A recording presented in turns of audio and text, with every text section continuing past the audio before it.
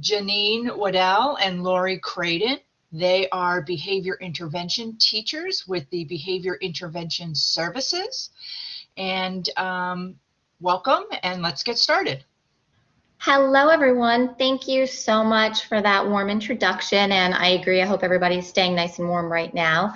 I also would like to introduce, just as you have, Lori Creighton with Behavior Intervention Services, and we also have here with us today Sarah Cooner, our Program Manager of Behavior Intervention Services. And we are, on behalf of Behavior Intervention Services, it is a pleasure to be here with you all today, and thank you so much to the Parent Resource Center for hosting us today.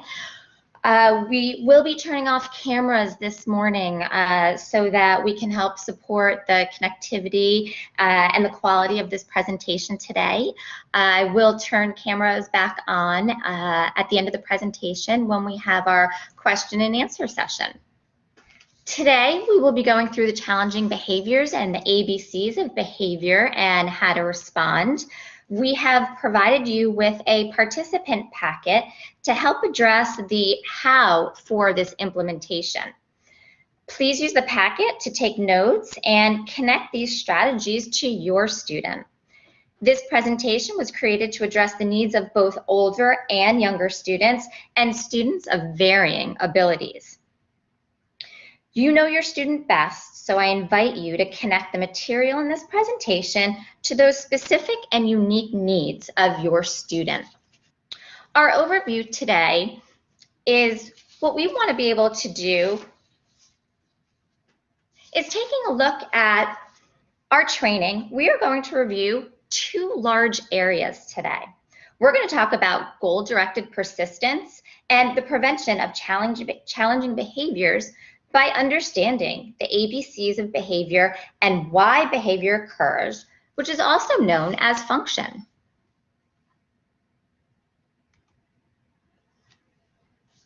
By the end of this training, you will be able to identify the connection between executive function skills and the prevention of future challenging behaviors. You will also be able to apply this knowledge at home with the goal of understanding how function plays a role in behavior. Behavior change, when we're talking about, is a proactive approach. As we go through this behavior change journey together, we want to remember the behavior change process takes time and strategies are different for each learner. We want to approach behavior change in a positive way. One of the simplest ways we can do this is to catch our student when they are doing what is expected or desired.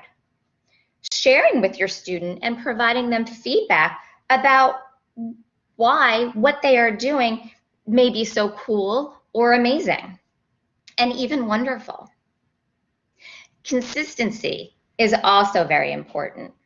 Consistency does not mean 100% perfection. It just means even when it is hard to do, to try your best. And finally, our proactive approach talks about skill development. We also want to remember that behaviors are skills that can be taught, just like we teach academics, such as math and reading. We do this through teaching, and we provide feedback to our children as they're learning the steps to learning that skill.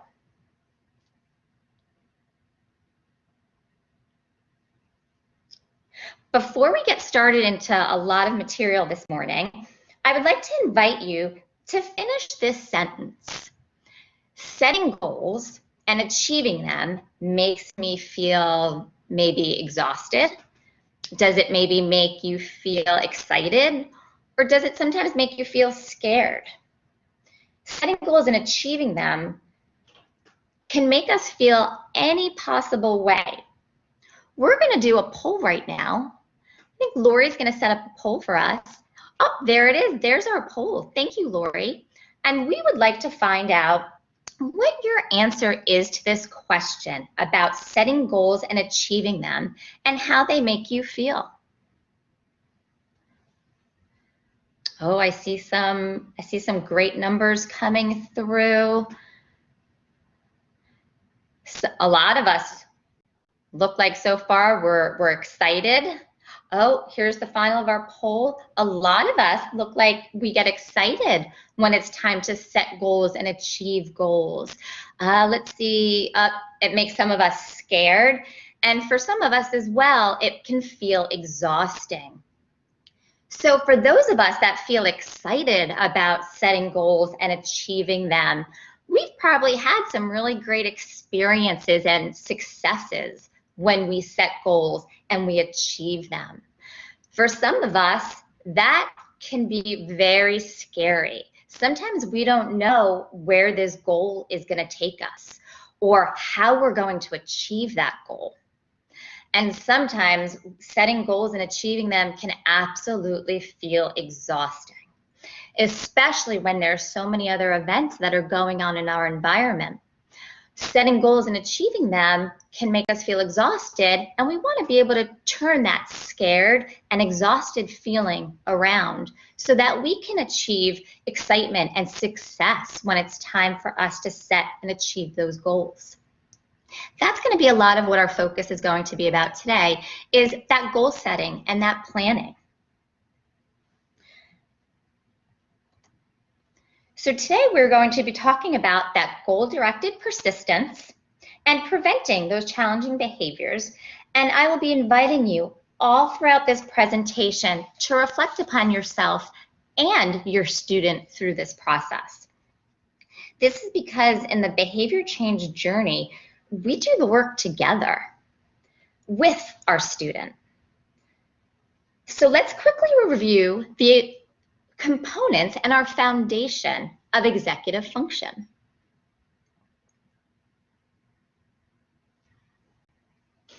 Our foundation is built upon our executive function skills. Remember, our executive functions are our background players, often overlooked, but a key driving force in how we interact with our environment every moment of every day. Let's take a step back for a moment and recall these 6 executive function skills.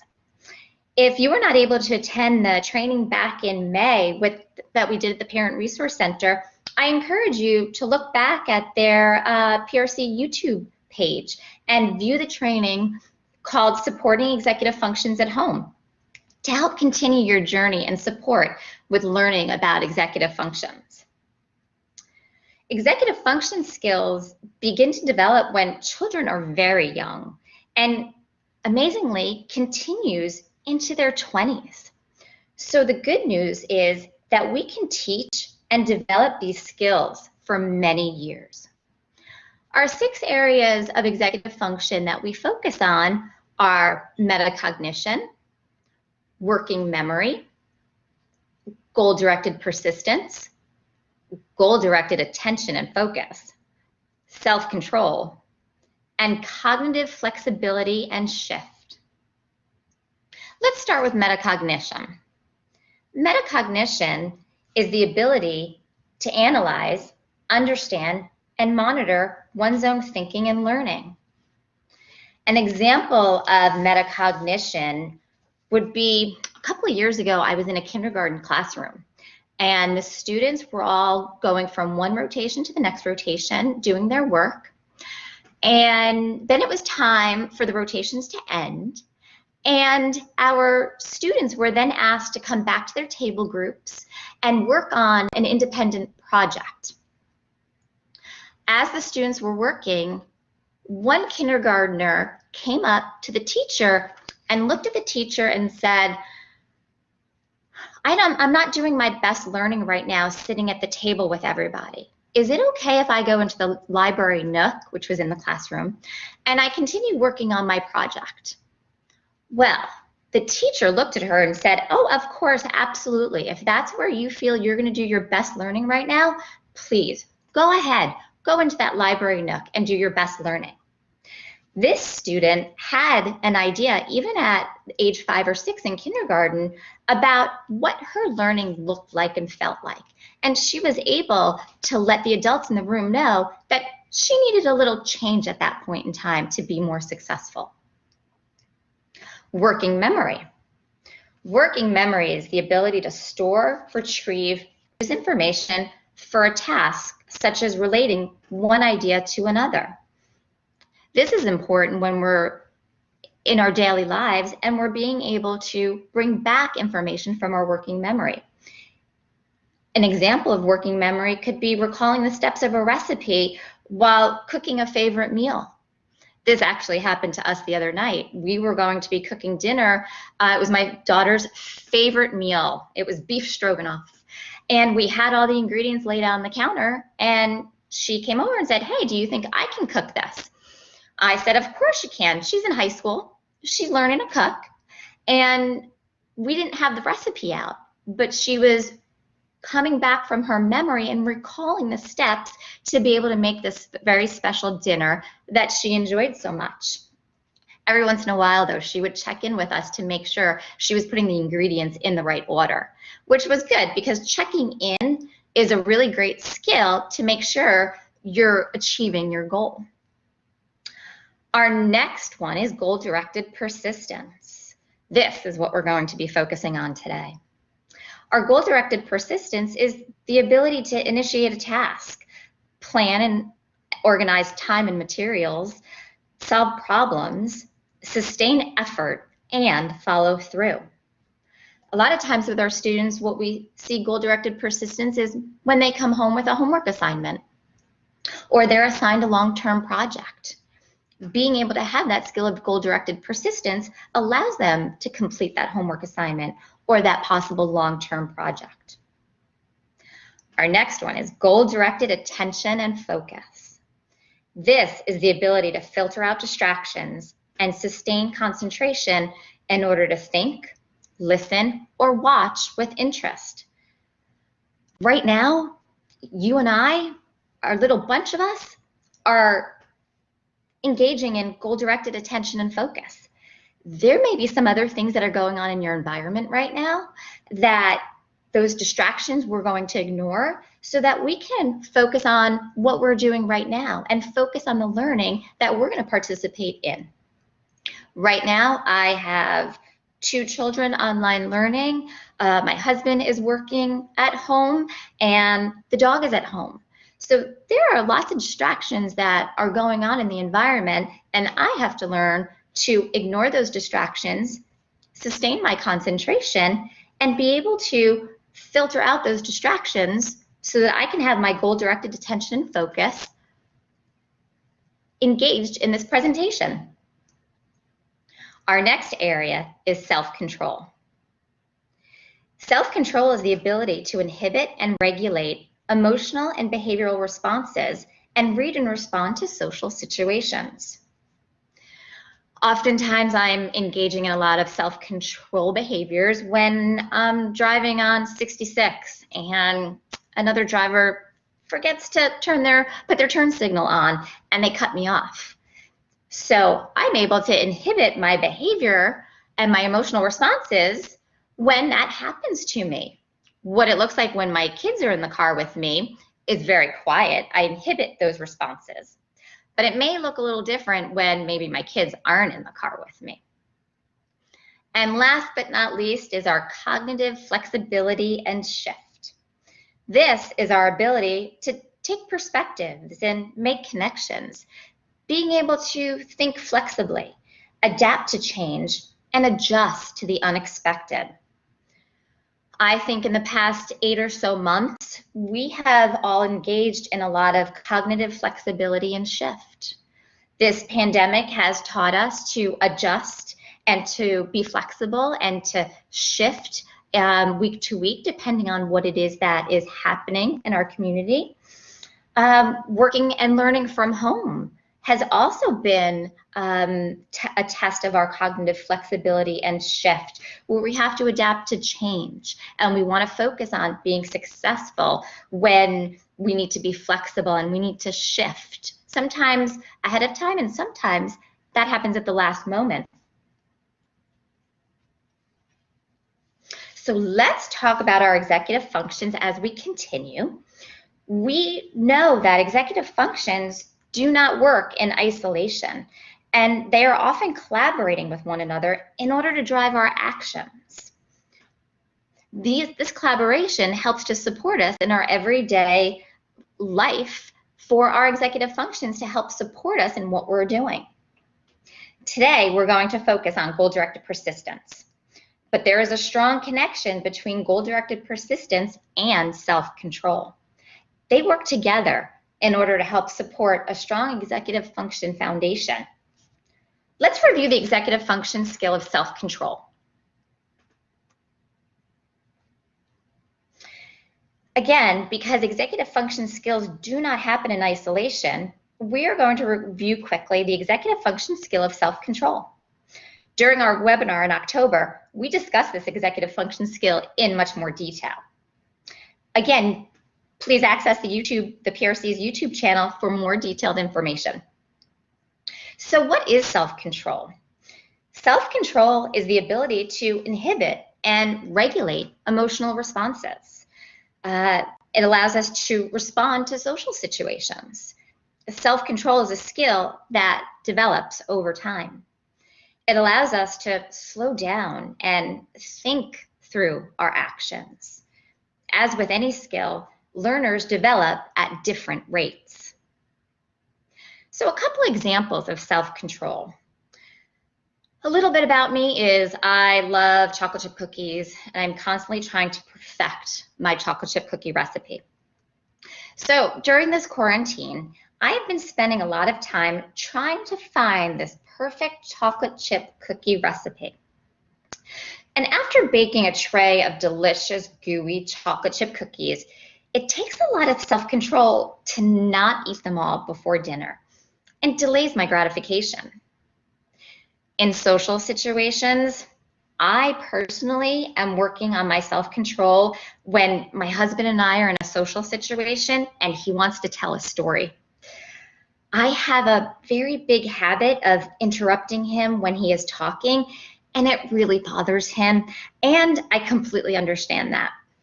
So I use breathing techniques and strategies to help me engage in a different behavior while he's telling the story, because I can't talk and deep breathe at the same time. So I get my need met, and he's also able to tell the story without me interrupting him. Take a moment in your participant packet and refer to page 1. On page 1, we have the definition of self-control written out for you. You can review that on page 1 of your participant packet and even write in the answer of self-control.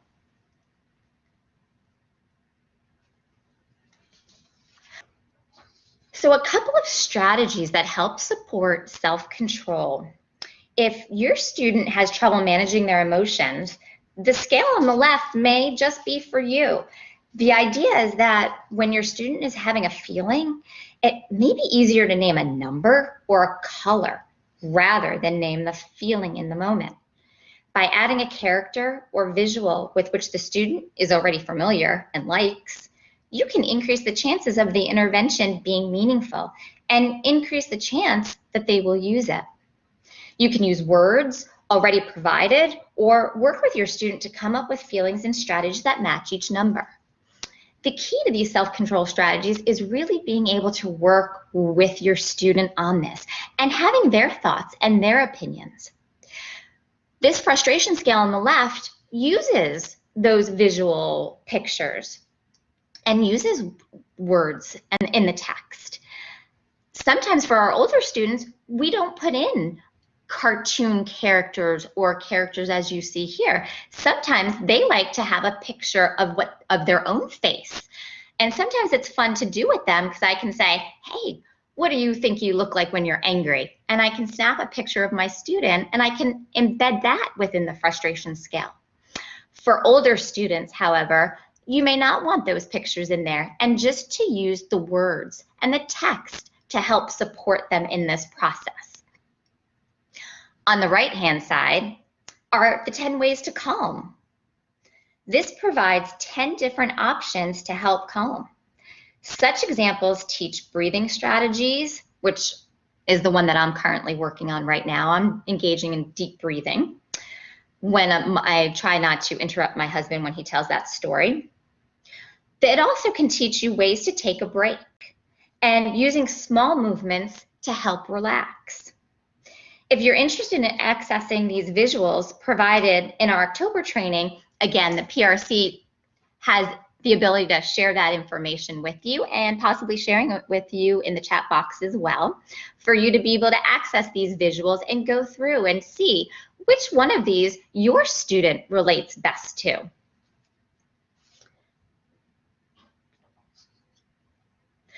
Another self-control strategy is this contingency map.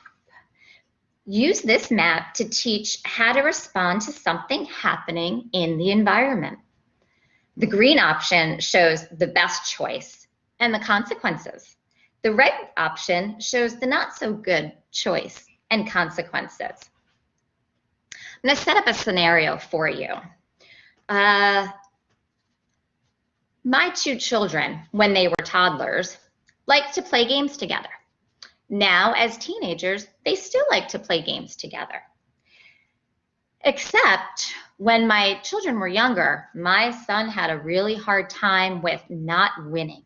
That was really difficult for him. So I used this contingency map with him. And even now, as a teenager, I still use this contingency map with him, and we talk through it. When he was a toddler, I would put this contingency map in front of him, and we would walk through the steps. So here's the scenario for you. We have two siblings who've decided to play the board game Sorry. That's what we've set up in the environment, which is the information that goes in the box to the far left with that dark border. So when we get ready to play this game with your sibling, let's start with the red. If I yell at my sister for winning and flip the board over, then she will not want to play with me the next time. And that's not such a good feeling. And that's not such a good feeling of a consequence either. But if we follow the green direction, here are your choices. If I take my slow, deep breaths and say good game, then she will want to play with me again, which is a positive consequence because they will play the board game again in the future. Being able to share with our children, showing them two possible choices of which direction their behavior can take them is very important. So we've worked with my son on this contingency map when he was a toddler, and now when our kids want to play a game again, or a card game or a board game, or they're going to have that interaction where there's going to be a winner and there's going to be a loser, we verbally now go through this contingency map, and now he's able to say, okay, Mom, if I lose, I'm going to be able to say good game, and I'm going to take my deep breaths. And that has made it a successful strategy to use when he was a toddler, and even now that we're using it as a teenager. Another self-control strategy is the hot chocolate breathing. These self-control strategies can also be found on page 1 of your participant packet if you're following along. So for this self-control strategy, hot chocolate breathing, again, let's set up the scenario. It's now that winter is coming and the weather's getting colder, the hot chocolate breathing strategy is a great and fun way to support self-control. I would like you to join me in practicing this strategy now. So you just made this yummy pot of hot chocolate. You have some marshmallows in the pantry. We're going to pretend to pour that hot chocolate into this warm mug. We're going to sprinkle those marshmallows on top of our hot chocolate. And I would like you to hold that warm, cozy cup of hot chocolate. Bring it up to your face and take a deep breath in to smell that warm, chocolatey wonderfulness.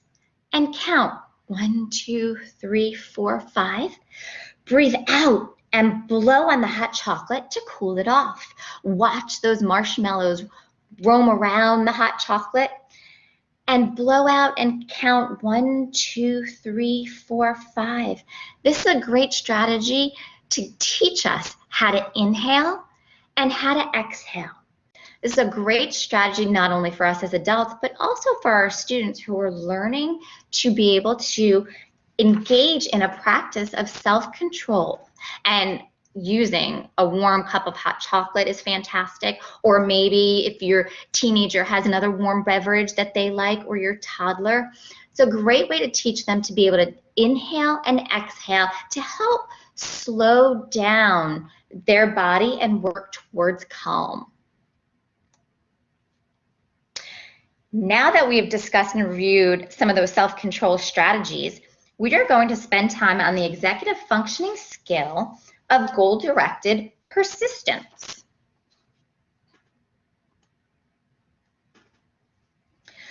Goal-directed persistence is the ability to start tasks, plan, manage time and materials, problem solve, sustain effort, and follow through. For example, prior to the pandemic, if you were planning a holiday party or even a birthday party, you would need the ability to plan and organize for time and materials in order to follow through and problem solve. The components of planning a party would mean we would need to find a date and we would need to find a time.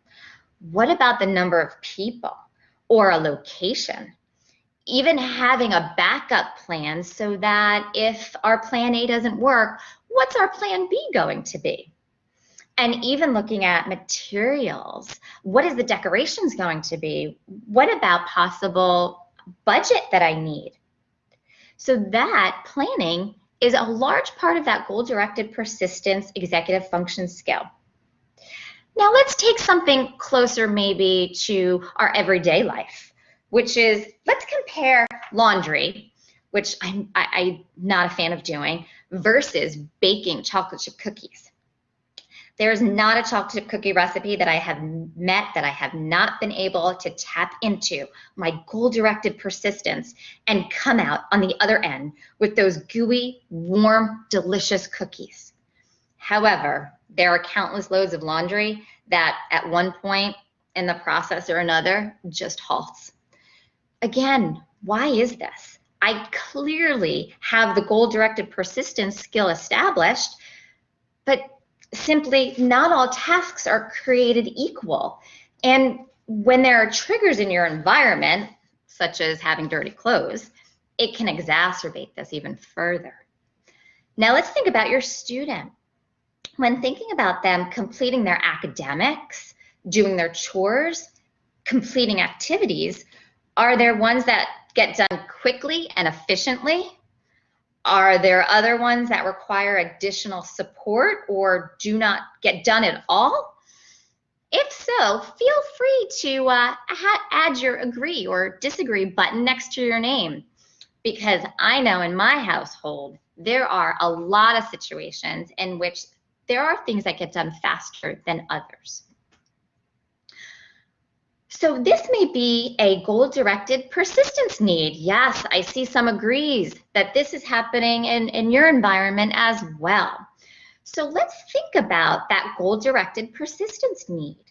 Again, not all tasks are equal. For tasks that perhaps require more effort or are new to your student, there may be a need for some additional supports. Students with goal-directed persistence needs and challenges may give up quickly or feel overwhelmed or frustrated or even anxious or worried. They may also make statements such as, this is too hard, or I can't do it. These feelings and statements are a clue to us that something needs to change. And oftentimes, these clues lead us to being a detective for our students' behavior. So, in your participant packet, please take a look and follow along in your participant packet under the goal-directed persistence and the goal-directed persistence strategies. Because within goal-directed persistence, there are even more sub-skills that can be worked on individually. Goal-directed persistence can be broken down into 4 areas. Our first area being goal setting. Identifying a goal, then holding that desired outcome in mind. It's kind of like memory for the future. Our next sub-skill is planning and strategizing. This allows for the achievement of our goal objectives. The quality and specificity of plans and strategies determines whether we actually achieve those goals. And time management. This is where we need to plan and organize that time. And we need to learn or have a sense of what time is. And task initiation. This is being able to get started on a task and avoiding procrastination. This involves organizing one's own thinking to make decisions about where and how to begin. A student, and your student, may be able to identify what they want, which would be their goal, but they may need support in identifying how to get there via planning, time management, or task initiation. These sub-skills often work together in order to lead us to achieve our larger goal. Right now at my home, my son has a current goal of building a go-kart. I am not a builder. I do not know anything about go-karts. This is a great goal, but he truly doesn't have the skills yet to do this project independently.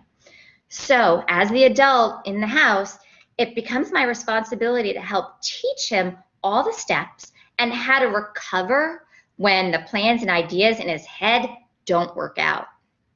First, he has to research how to build a go-kart and the steps that are needed and the materials that he's going to need in order to help build this go-kart.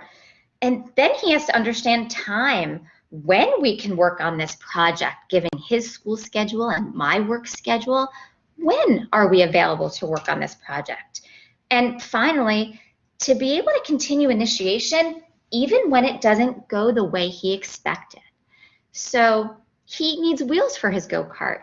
Well, he wants a certain size wheel. And when we do research, we can't find that certain size wheel.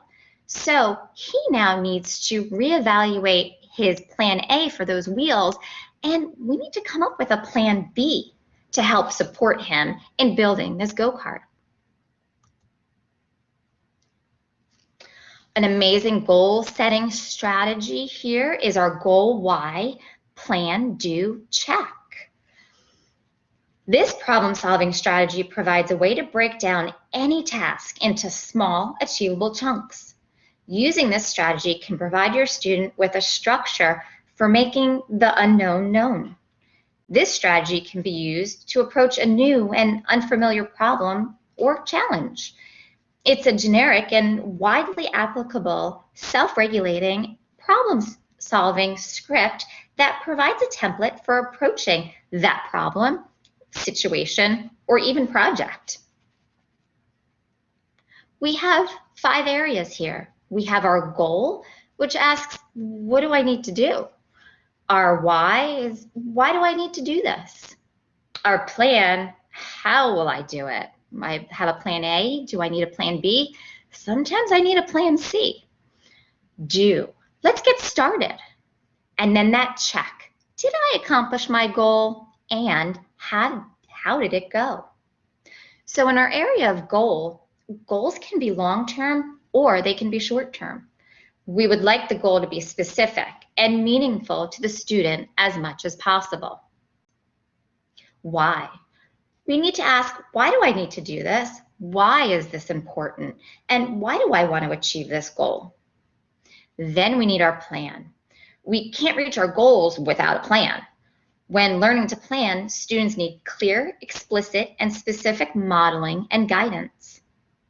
Then comes our do. Guidance is very important, as your student may be able to tell you all the steps that need to be achieved, but has trouble engaging in the doing part.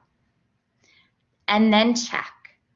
When wanting to bake my gooey chocolate chip cookies, I use the recipe as my plan and carry out the plan as needed. I don't consider myself done baking those cookies until I read back through the recipe and check to see if I did it all correctly. Of course, this includes a taste test. So checking in with your learner is important to see how the plan worked and discuss any possible changes that may need to happen next time. So remember, our goal asks, what do we want to do? Our plan is, why do I need to do this? And why is it important? And then our plan is, how will we do it? Our do, let's try our plan. And our check gives us an opportunity to reflect back and learn, how did this work for us? Did we achieve the goal that we wanted to? Our next sub-skill is at planning and strategizing. This example can be found on your page 3 of your participant packet. Planning and strategizing is important because it allows us to achieve the parts to our goal. Using a checklist with text or a visual with graphics often helps to focus on specific tasks. The mode depends on your student's individual needs. These templates are provided as a way to understand the problem, set up priorities, and sequence the steps needed to achieve the larger goal. So when my students were younger, we tended to use more of a visual with the graphics, which you can see on the right-hand side. We worked with our children, hey, here's the plan. And when they accomplished that plan, they got to pull that picture off the chart and they got to put it in the completed section. And it gave them a sense of accomplishment. I started with my plan and I completed my plan. And they enjoyed the visuals, they enjoyed these visual pictures, and they even enjoyed having the ability to take that picture and move it over to feel that sense of accomplishment when they were in that completed section. So if you have a student that needs those visuals, this is a great way to be able to get them to start understanding this planning and strategizing phase. As my students have gotten older, we now work with a daily planner. There are no visuals on this daily planner. It's supported through text and words. So they are now writing out their lists. What are the things that I need to do? And what is important about this project? So for my daughter, she has a project to do in English, and she organizes her important tasks in the order of that she needs to get them done. And she continues with that feeling of accomplishment when she can check that box off, when she has accomplished that important task. It's the same planning and strategizing operation that happened when they were younger, and now it just looks a little different when they're older. Time management is so important to being able to achieve our goals. Time management is the ability to plan and organize and have a sense of time. Finding a balance is important so you can get everything done as needed without putting too much pressure on yourself or our students putting too much pressure on themselves. Calendars and timers are two different ways to help support the area of time management.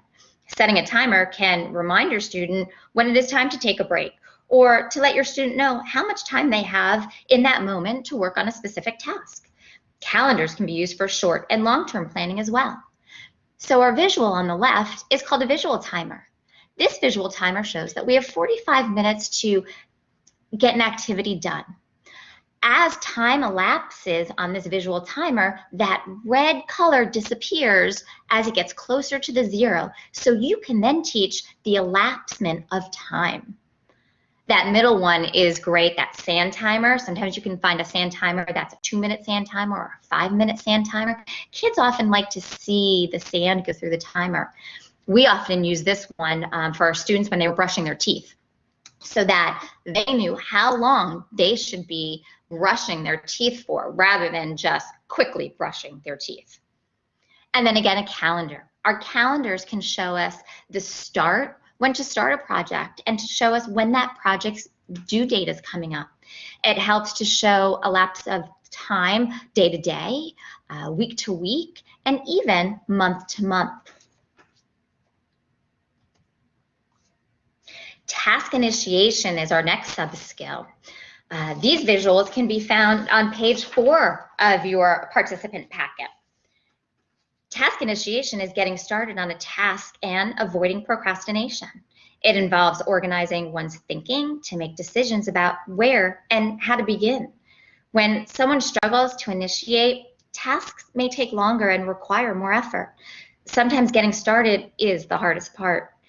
Is it the amount of work that feels overwhelming? Or do I know how or even where to begin? Do I think it is too difficult? And do I even have the materials I need? Let's think back to my example about making chocolate chip cookies versus doing laundry. I initiate much faster to make the cookies because I am highly motivated to bake. I tend to procrastinate doing laundry because I am not as motivated, which causes my few loads of laundry to last many, many days. So let's look at that using the first then template. It's based on the principle that a person's motivation to complete a less preferred task or activity is increased when it's followed by a more preferred activity. In this example, loading the dishwasher, which isn't preferred, is followed by an activity that is preferred. This helps to increase motivation and clarify expectations. Maybe for myself, as I reflect on my own learning, I should do laundry first, then make the chocolate chip cookies.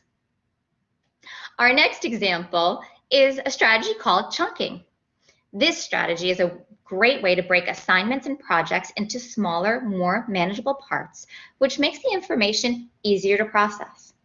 It makes the task less intimidating and makes the big picture more achievable. Embedding small motivators after each task can make the content more manageable. Creating a timeline and planning to follow through also helps with task initiation. Develop check-ins to keep everyone on the same page, and the best part, confidence begins to grow as task initiation becomes more successful. So for my son, we are working with first then. Again, when he was a toddler, I did use these visuals, but now I use it more verbally with him. Yep, first the dishwasher, which he does not like doing, then you and I are playing that board game. So I set those expectations and I make them clear. For my daughter, she has a lot of work that she has to do. There's a lot of content that she has. And what we do when she starts to become overwhelmed is we work together to break that project and that assignment down into more manageable chunks.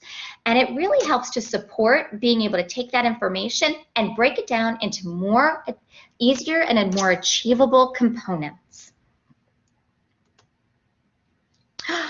Great, we have an activity and I want to check in. I invite you now, as we're learning this information, to reflect upon your student and what support they may need in the area of goal-directed persistence. Remember, goal-directed persistence sub-skills overlap. This can sometimes feel overwhelming for us as we guide our students in the process. By picking one area, we can break the process down into smaller parts. I want you to use this poll feature, and please answer the following question. If you had to choose one of these areas to focus on with your student, which would it be? There we go. Thank you, Lori, for setting up our poll. And let's take a look at our numbers. It looks like our areas of focus are task initiation, closely followed by time management. And then coming up in a third is that planning and strategizing. And then finally, that goal setting. So this helps us to support our learning and where we want to start teaching our students. So now that you've had a moment to reflect on these needs of your students, please go to your participant packet on page 4, because this is another place that will allow you to reflect upon the needs of your student.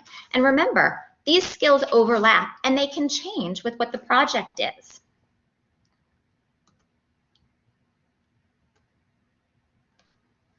So here we are. To understand when the best time to teach, cue, and reinforce these self-control skills and goal-directed persistence, we need to understand the various phases of the conflict cycle as challenging behaviors may come into play during the learning process. So we are here right in the middle. We've talked about self-control, we've focused on goal-directed persistence, and we are now going to talk about the conflict cycle.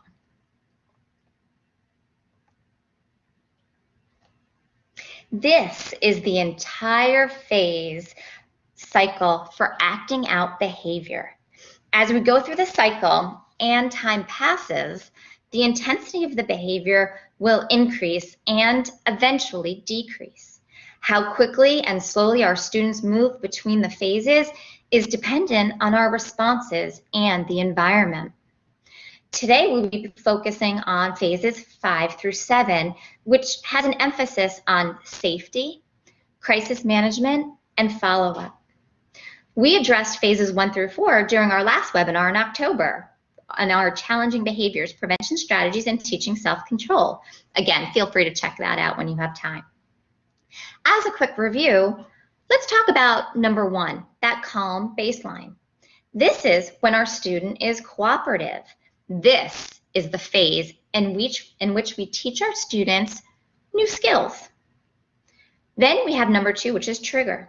That's something that occurs in the student's environment, possibly a change in routine, or for some of our students when we use the word no. Agitation. Agitation occurs when the student is not able to return to baseline after experiencing the trigger. An acceleration is when the student's behavior continues to escalate. Again, please check out more details on phases 1 through 4 on the PRC YouTube channel. And this graphic can also be found on page 5 of your participant packet.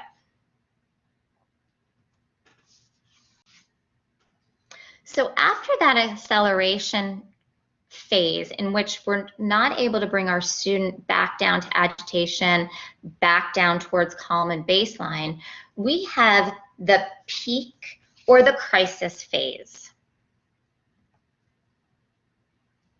During this phase, your student may have temporarily lost the ability to think rationally.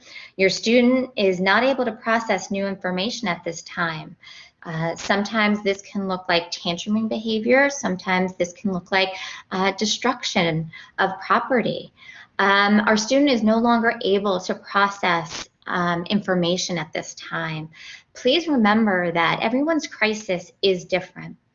Some of our students may exhibit severe behaviors such as that physical aggression and yelling, that self-injurious behaviors, possible hitting or kicking or biting or throwing objects. Some may exhibit that withdrawal or shutdown behavior, so it's not outward for us to be able to see and hear, but some of those behaviors are inward, and that withdrawing or that shutting down. And that is also considered within this peak or crisis phase because it tells us, again, something needs to change. During this peak and crisis safety, it's important for us to reduce language because we're not able to process words at this time due to our heightened emotions. Think about the last time that you were in this peak or crisis and somebody was talking at you and there were lots of words and you may not have been able to process and hear what they were saying. During this crisis phase, we want to focus on maintaining a safe environment for self and others. Because sometimes our actions or movements may look larger or faster to somebody who's in this crisis. Our words or sounds in our environment can feel louder. This is a good time to think about your support system. Who is that support system that you have? And again, if you're in this crisis phase often, think about contacting the school and working closely with your school team and those resources if this is something that you're concerned about or is frequently happening. Our next stage is de-escalation. During our de-escalation phase, our peak behavior at this time looks like it has subsided and your student may have less energy and appear to be more relaxed. However, your student may still be emotionally heightened and we can very easily return to peak if demands are placed too quickly and expectations are not clear. I'm going to ask you now to use your agree or disagree button.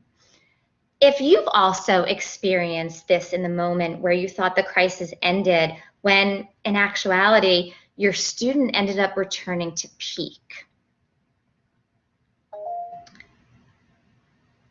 So Lori is using her hand raising button, which I like. So she has experienced this as well. So we have some agree buttons coming through and some hand raises. Yes, this is very crucial to understanding the de-escalation phase. Yes, we have some hand raises. I love the hand raises. I love the agree button. Fantastic. So there could be a variety of reasons why this might be occurring. Every situation is different and it's unique. Remember, we are not out of the woods just yet. So we want to prevent students from returning to crisis by minimalizing our verbal interactions to not overwhelm and minimize those demands to easy, simple tasks that the student is able to do with ease. Using self-talk if needed, or a script such as, I am going to take my deep breaths now. We have to adjust our expectations. Your student may not be able to return to the original demand or request just yet.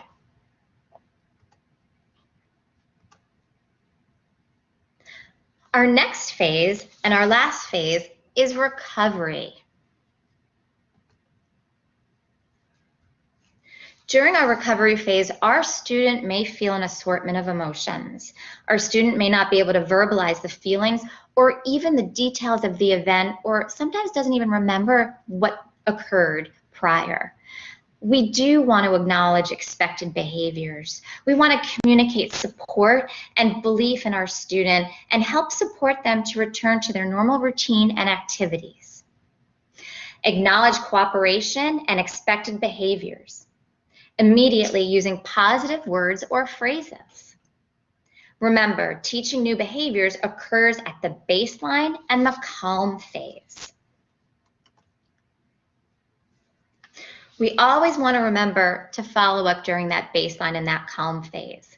We're going to talk a little bit more about why we want to avoid asking why, and then thinking about actively listening to encourage problem solving. We try to avoid asking why because your why may be very different than your student's why. Remember, we only teach at baseline and calm when both the student and even us as the adult are more able to listen and work together to problem solve. Through active listening, we avoid assumptions and encourage problem solving together. We also want to think about reentry. We want to have a positive return to the environment. We want to acknowledge those expected behaviors, and we want to provide that behavior-specific praise and feedback.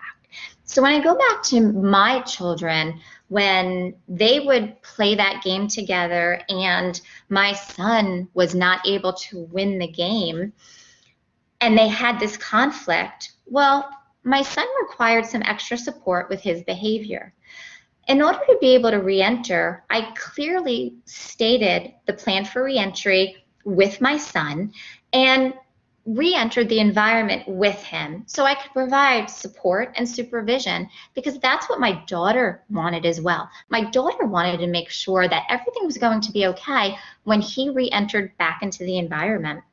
So I acknowledged the expected behaviors that I saw him using, and I provided behavior-specific praise frequently to reestablish re-entry and to reestablish those family dynamics. So when looking at our phases, what we want to strive for may be something that looks like this: a student who doesn't go all the way into crisis mode. Maybe that student has that agitation, that acceleration, but is able to not hit that peak or crisis, and we're able to utilize our strategies to get our students to go into that de-escalation and that recovery. Or maybe this is what we want to take a look at: a student whose whole cycle is not as severe in magnitude. They may have gone through this yellow line, and then with our strategies, we're going to try to get them down to this dotted blue line so that we are engaging in strategies to help support our student through this time, and that peak or that crisis is not as intense, and so that peak and crisis phase does not occur often and for long periods of time.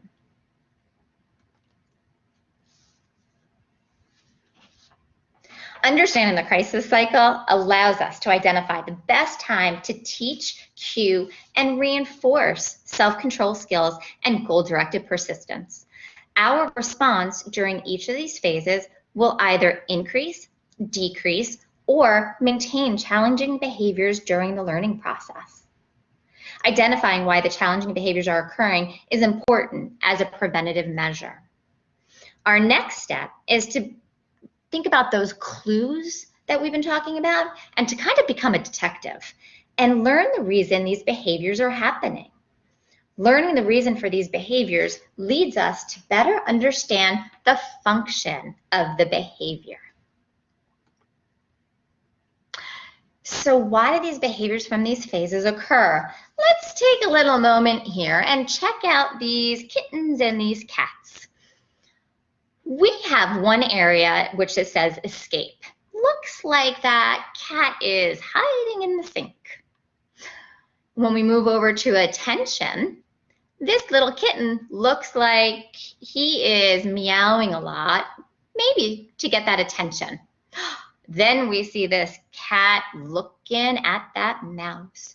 Looks to me that cat may want to possibly get that mouse. And that's a possible tangible.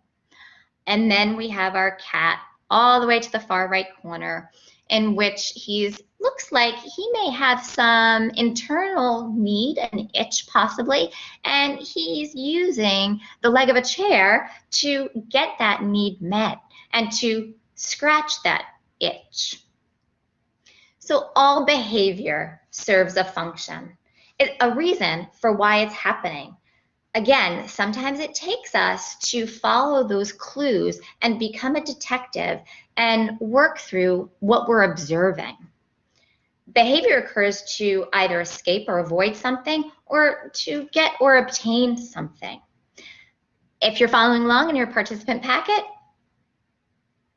please take a look at page 5, and there's an area there where you are more than welcome to take notes. So let's talk about some examples of this function. Let's say your student plays with a Lego set during virtual instruction. Well, that's a possible tangible. Or your student interrupts you when you are on the phone by screaming and you end the call. That has a possible attention function. When it's time to load the dishwasher after dinner, my student takes the dog for a walk and thereby possibly escapes the chore of loading the dishes. Because when he comes back from walking the dog, we've noticed that his sister has loaded the dishes for him. When working on homework, a student continuously twirls his hair, possibly providing some sensory input. Remember, all behaviors serve a function. It is not just for crisis or problem behavior. For example, finishing homework gets the student time with his Lego set, which is tangible. Or going to the gym regularly and eating healthy gets me attention from my coworkers who notice I'm losing weight. So how do we determine function? Consequences are what happens immediately following the behavior. They are not synonymous with punishment. Consequences just let us know, well, what did they get, or what was the payoff?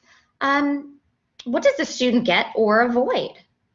For example, if you're feeling hungry, which is your antecedent, you eat some pizza, which is the behavior. Well, the consequence is you feel full. So in the future, when you're hungry and you eat food, you'll feel full, so this behavior continues. Our antecedent is what immediately is happening before that behavior. So maybe I get those hunger pains. That behavior is the observable response to the antecedent. I go and I get that pizza.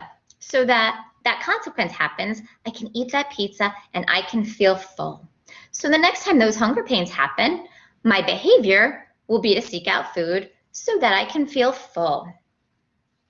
And if you're following along on our participant packet, please feel free to take a look at page 6, where you can again take some notes. So let's talk about some examples of consequences and possible function. So let's say our student throws the homework that they were given, and the adult gives the student a break. Well, there's a possible escape function happening here. Another example of a consequence and possible function would be for attention. That student whines, the adult ends that phone conversation. There's a possible attention function that's occurring.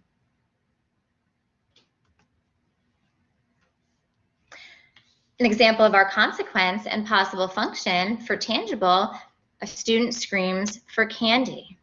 The adult gives them the candy right away. Well, that's a possible tangible function. They got access to that candy. An example of a consequence and possible function would be for sensory. When a student has mosquito bites, the student scratches. Possible sensory function in order to make that, help that student stop that itching. Knowing this information and over time, you can begin to look for patterns in your student's behavior to hypothesize the function or the reason behind the behavior, so a plan can be created that is individualized, matches the function, and addresses behavior that is socially expected and socially significant. Again, working closely with your support team and your school team to problem solve and create these plans will help your learner to engage each and every day in those behaviors that we want to see more often. So how do we determine those preventative measures? Well, that's our antecedent. That's what happens immediately before the behavior occurs. Through our observations and any notes that maybe you've written down while you're being that detective and you're looking for those clues, we want to ask, what was happening immediately before the behavior happened? This again is called the antecedent. We want to be able to explore proactive strategies that change that antecedent in some way. So an example of an antecedent possible prevention. Our student was handed grade level homework. Student threw the homework. Our possible prevention is to break that homework down into smaller chunks. So I've noticed through my observations, when it's time for math homework, my student throws the assignment. So next time it's time for math homework, the assignment is broken down into more manageable parts, which again, if you remember back to our strategy, is the strategy of chunking. It takes that big, overwhelming assignment and it breaks it down into more manageable parts. So that's the work that I do ahead of time in order to help support the student. An example of our antecedent and possible prevention. Remember when that adult is on the phone and the student was whining, they were able to get that attention. Well, this time our possible prevention is the student is taught to write their question or their needs on a whiteboard. So I've noticed through my observations, when I'm on the phone, my student whines. So at baseline, I teach the strategy of writing their question on a whiteboard when I'm on the phone. If your child is too young to write out their question, please realize that when my daughter was a toddler and anytime I got on the phone, she would engage in this behavior so that I would end my conversation and give her the attention. She did not like my attention being given somewhere else. So I taught her this whiteboard strategy as a toddler. Now, I'm fully aware that as a toddler, she did not have letter formations. She was not able to put words together, much less complete sentences. But what I encouraged her to do was, next time I'm on the phone, I want you to use this special whiteboard and the white marker, and I want you to write me your message. Tell me what it is that you need from me. And then when I'm able to, I will get off the phone and then we'll talk. So as a toddler, that whiteboard was full of scribbles. But to her, that message had meaning. She came over and she would show me the whiteboard, which was my cue. Okay, something needs to change in the environment right now. And I politely ended my phone conversation when I was able to. And then I sat down with her and said, oh my goodness, tell me, what is this? Give me all this information. And she was very proud of herself showing me her whiteboard. So I'm going to show you something now. I'm going to turn my camera on. Yesterday, I was in a meeting and my daughter needed my attention. My daughter is a high schooler and she has learned since she was a toddler that when I'm busy on my computer or I'm in a meeting or I'm on an important phone call, you need to wait for my attention. So we use that whiteboard strategy. Well, this just happened yesterday. I was at work, I was in a meeting, and she needed to communicate something to me. So what she did was she went back to the whiteboard and she let me know she was going downstairs and that the dog was behind the couch. So I laughed because this is a strategy that not only did we teach her as a toddler, but she's continuing to use now as a high schooler.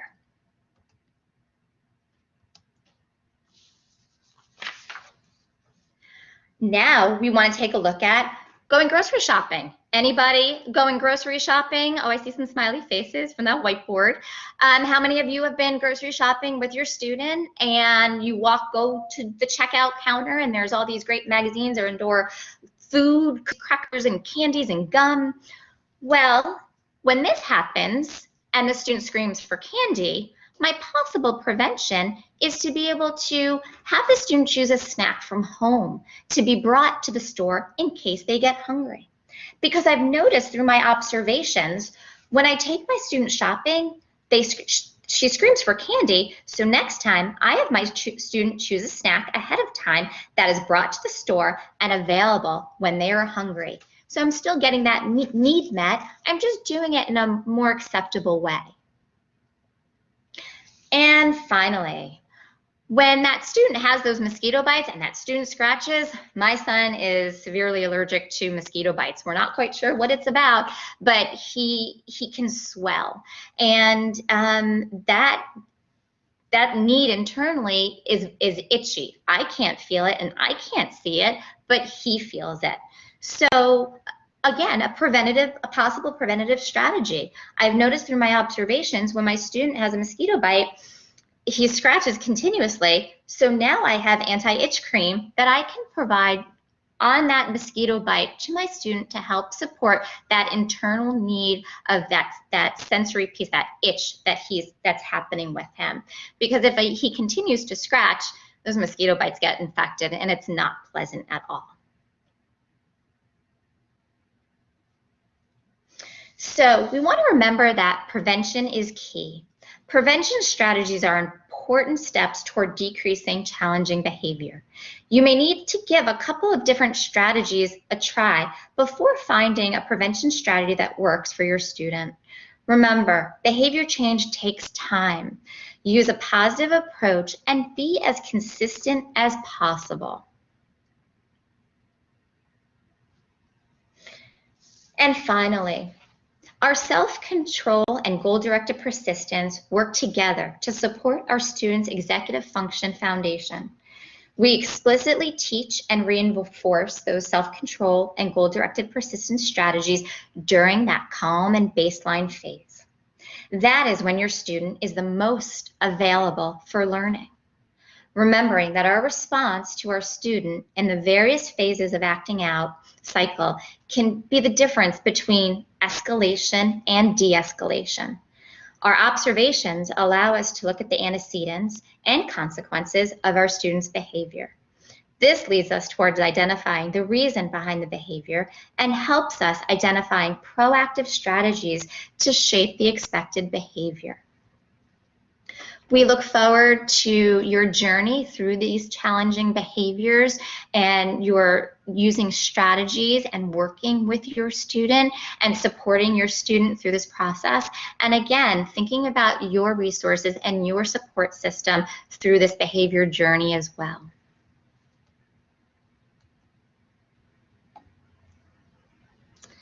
you so much. So I have opened the chat. So what we would like is for you to start typing in your questions, and then I will ask them.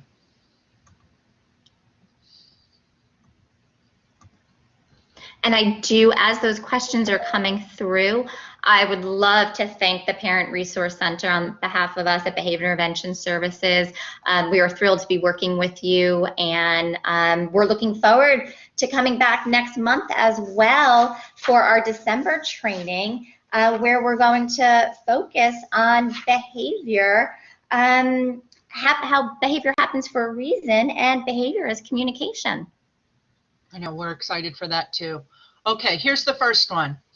I find with my third grader that getting through a task is most difficult. We set our goals and initiate the task, but he has problems following through and completing them. How can I help him? I don't want to force him to finish his homework, but would like to motivate him and to instill self-motivation. So I'm wondering if we can think about taking a look at that idea of chunking, where we take that goal, but we're going to break it down into more manageable pieces. And those manageable pieces, there may be a lot of steps, but I would only give your student one step at a time, so they start to build some of that momentum for success. I agree. We definitely don't want to thank you. We definitely don't want to force anybody to do something, because they're telling us, they're giving us a message. There's a clue here. And then motivation. Once we are able to get through some of these smaller steps and achieving it, then that motivation and that confidence will also be able to come through with establishing that momentum and that rate of success. Lori, do you have any idea? Would you like to share anything as well? Sure. So in addition to breaking it down, it might also be helpful alternating between having the student complete a piece of the homework and then almost like rewarding them afterwards with something that they prefer to do. So for example, if your student likes to read, so they would do a part of their homework, complete that, and then they can have 5 or 10 minutes of like their free time to read. And then they would come back to their homework. And then they can see kind of that progression, and also take that break if they're fatiguing from their homework in between, to do something to kind of build their stamina back up so that they can approach it again. Okay, next question. Techniques to decrease the magnitude of a peak. So I guess when a child is escalated, decreasing how high that peak can be. Yes. So when we go back to that phases of the acting out cycle, our let me see if I can. There we go. Okay, let's just do this one right here. Our goal is our goal is to try to not get into that peak or that crisis. Our proactive strategies and prevention and teaching are going to be happening at our steps 1 through 4. Because when we are at this peak in this crisis, we are not going to be able, we have to let that peak in crisis happen at that point. We are not available for learning, or we are not available for hearing a lot of information at that point in time. So at that common baseline, we want to reinforce what those great behaviors are at common baseline. Again, we go back to being that detective and looking for those clues. What are those triggers that are in the environment? How do we reduce those triggers? When we get to that agitation, looking at agitation, how can we implement those strategies and those support systems? Because otherwise we continue to go up that phase. We did focus on phases 1 through 4 during our October training, and I would also suggest you take a look at that training as well. During that magnitude and that peak, we want to be able to keep everybody safe at that point in time, and then we do that reteaching at that common baseline, and then thinking about those strategies. What can we utilize to help support your student to self-control and to engage in some of those strategies? Okay, another question. So we have one parent that has twin third grade boys and a kindergartner boy. When they all lose it at once, she tries to remain calm, but what's a good strategy when all three are acting up at the same time? Yes, and I'm also seeing we have a question above, so let's address, it looks like Amy's questions, and then maybe we can go back and address Lori's question. How do you deal with more than one child at a time? So again, possibly looking at that support system, your own support system, having conversations with your school and any resources that they have. When those behaviors are happening at once, it's overwhelming. I congratulate you for remaining calm. And I think what we have to do, again, is looking at that prevention piece, that calm and baseline and that trigger and that agitation. What is it that's happening in that environment that's having our students have these behavior struggles? If there's a possibility for our twin third grade boys in a kindergarten. So really being able to teach them at this young age and supporting them through some of those self-control strategies is really going to be important. Sometimes we have to work one at a time with our children and being able to support them through this process.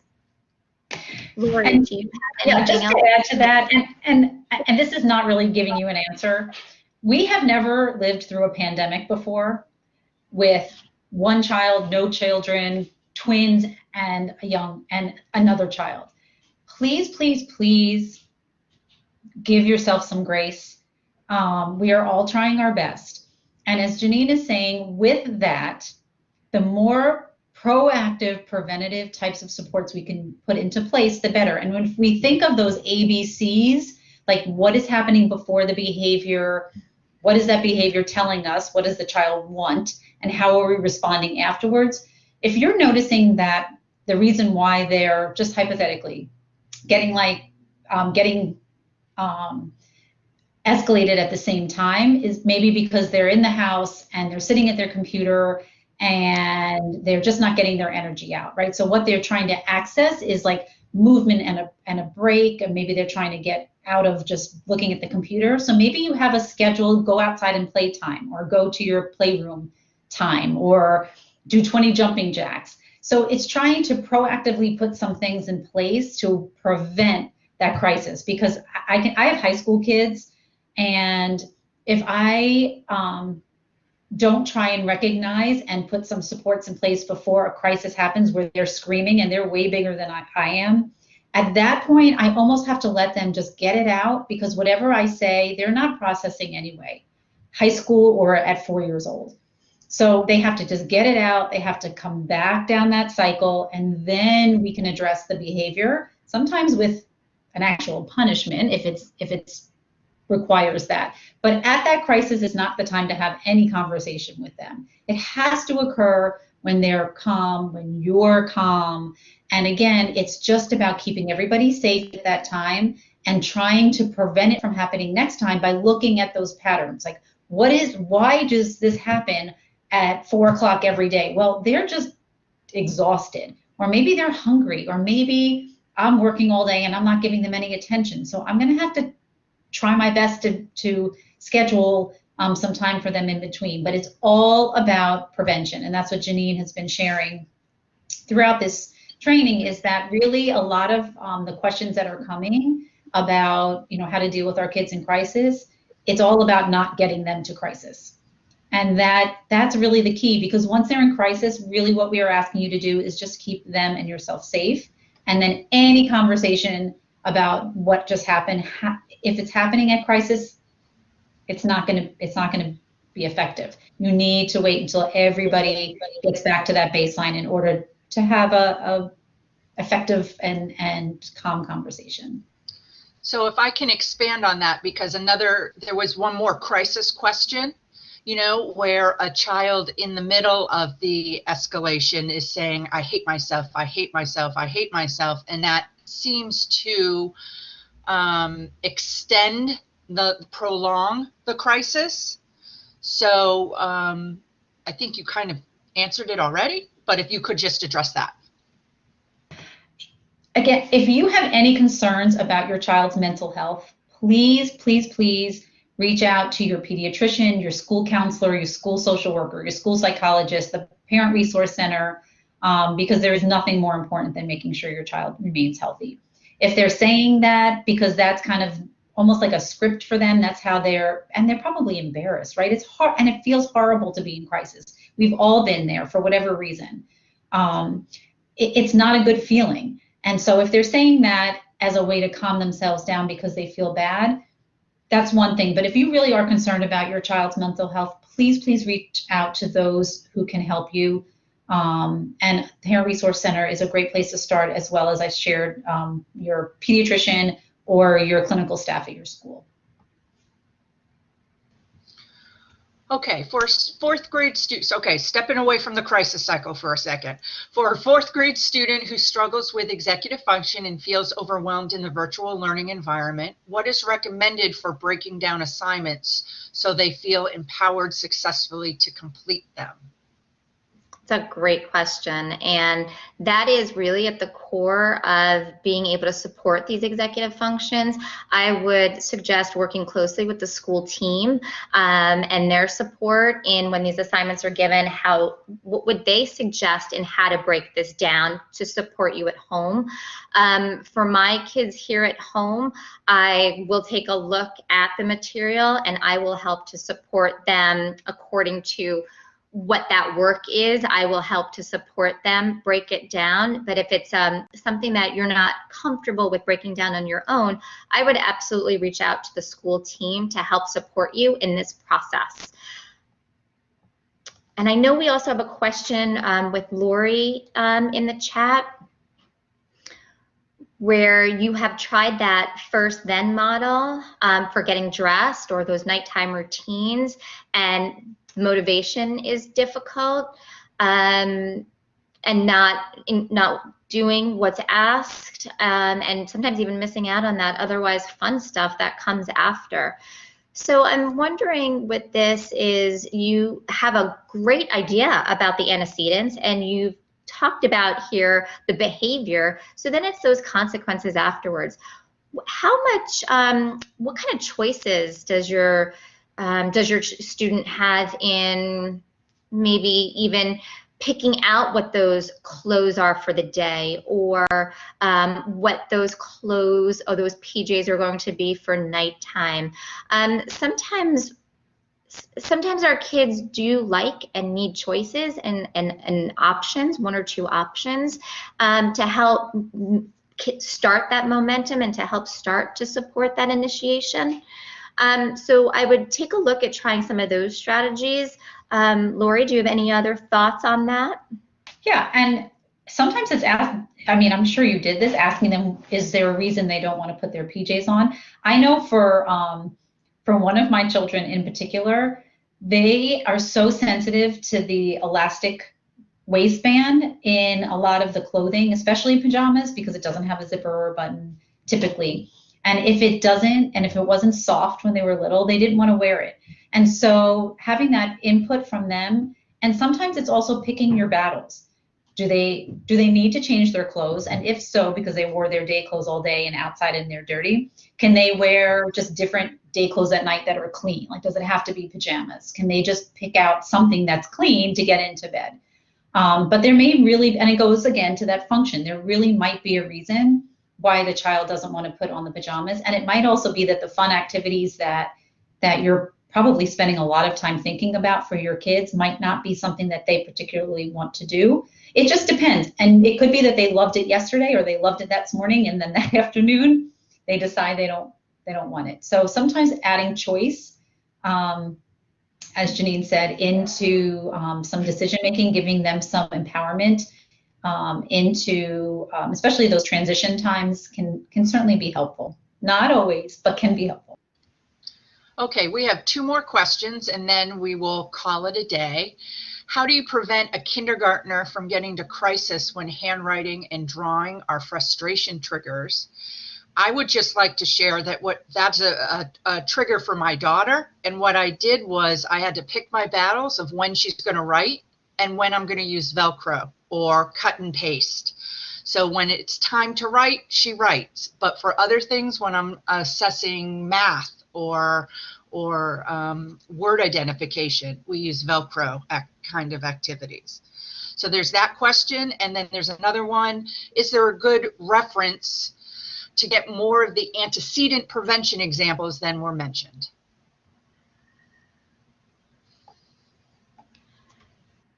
So some of these antecedent preventions, I can take a look at some information and maybe send it over to the Parent Resource Center to help support with some ideas about those antecedent components. I will take a look at the research and I will send that over to the Parent Resource Center. Do you have any suggestions for that kindergartner too? You know, and I like what you were saying, Lisa. You know, being able to do it in a different way is really important. I would also want to know what does it feel like to engage in handwriting? What does it feel like to hold that tool? Is it aversive? Sometimes what I've done is I've worked with students who are learning how to write. I've done it in sand. Just a different mode. I've, you know, had rolled clay up and made a roll of clay for the one line of the A, another line of clay for the other A, and just given different mediums to be able to explore with and use those letters to help support. We're still working on this skill, but we're just getting there in a different way. Sand is cool because you get to see it. I remember as a kid, the letter S got me all the time in kindergarten. S drove me crazy. So being able to reinforce, even if you're working on the letter A and there's one line drawn, and reinforcing that line is a fantastic way to help start to build that momentum, and trying to be as positive as possible for those small little steps towards writing that big letter is really important. Whiteboards also help because it's more smooth, you know, when the kids are writing than on paper with either a pencil or a pen. Yes, and there are certain pencils that I like to use over other pencils because when I use a pencil, I can feel that grit on the paper. Yeah. So we each have our different needs, and I agree. Those whiteboards are great. And how fun is it to erase? So do you want to use the tissue to erase, or do you want to use the sock puppet to erase? And it just helps to build some successes and some fun in an area where it's not pleasant for me to experience. Well, ladies, thank you so much.